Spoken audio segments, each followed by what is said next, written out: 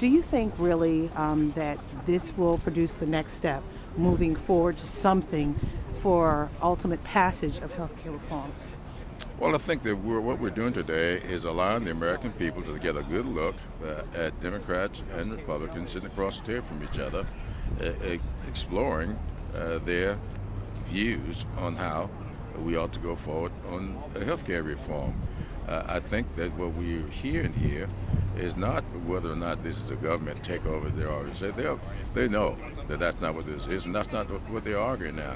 They seem to be arguing whether or not certain things, certain minimum standards ought to be put in place. They're arguing as to whether or not we ought to be able to say to American people that your pre-existing condition should not be make you ineligible for health care anymore.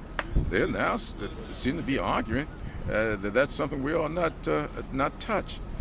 This is absolutely ridiculous, and the question is, as George Miller did, he held up these 3 or 4 pages of conditions that have been determined by insurance companies, at least one, to be a pre-existing condition, one of which is that if you are a woman who's been subjected to domestic violence, that becomes a pre-existing condition.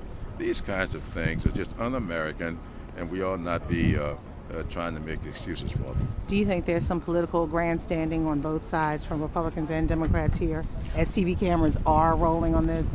Well, I would like to say that, but it's not true. We came in today, we didn't bring any props in there. We came in to sit around the table and to talk our plans. I mean, you got Boehner sitting there with a stack on and saying, this is how big this plan is. Here's Eric Cannon talking about the plan and how many pages it is. That's theater. You don't see any of that on the Democrat side. And that's not why we're here. So what are the contingency plans?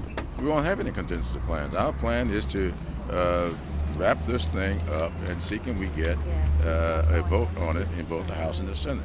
That's the plan. Do you have anything else you'd like to add about today and moving forward? Oh, I think that the American people, 63% of which say that we must do something about health care reform, now see very clearly why we're having this debate. All right, thank you, Congressman. Thank you.